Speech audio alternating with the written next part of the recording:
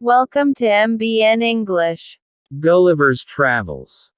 When a person tells the story of his life in his own words, it is called an autobiography. Gulliver, a sailor, was once caught in the land of giants. This is how he described his experience. On the 16th of June 1730 we discovered land. Our captain sent 12 men with vessels for water, if any could be found. When we came to land we saw no river or spring nor any inhabitants. I went on to explore. The country was barren and rocky. I turned back to join the crew, only to see them getting into the boat and rowing for life to get to the ship.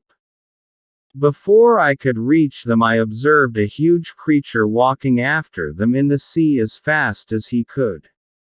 The water of the ocean reached only till his knees. However, the monster was unable to overtake the speeding boat. I turned back quickly and climbed up a steep hill with fields of barley on either side and the corn rising up to 40 feet. There was a fence to pass from one field to the other. It was impossible for me to climb because every step was 6 feet high. I was trying to find a gap in the hedge when I discovered one of the inhabitants in the next field walking towards the fence.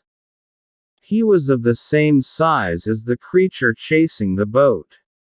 I was struck with utmost fear and astonishment and ran to hide myself. He called in a voice much louder than a trumpet. It sounded like thunder.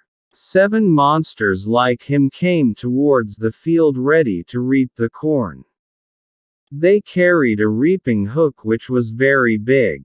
When one of the reapers approached where I lay hidden I screamed as loud as I could.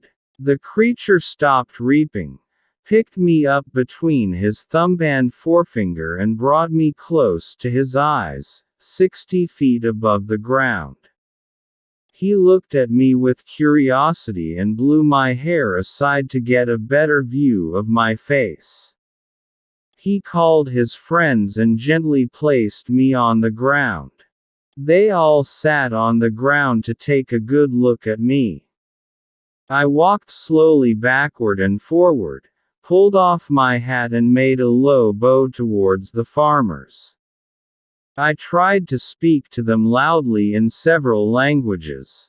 Each time I did so the farmer who picked me up held his ear very close to me but in vain. The farmer took me to his house and placed me at some distance on the dining table which was 30 feet high from the floor. Dinner was brought for the farmer in a dish which was 10 feet in diameter. The farmer's wife crumbled some bread and placed it before me. In the middle of the dinner I heard a noise behind me. It was the purring of a cat that was 10 times larger than an ox. The farmer's wife was stroking him. Then entered the farmer's 1-year-old son in the arms of a lady. On seeing me the child grabbed me from the table and put my head into his mouth. I shouted so loudly that the baby dropped me.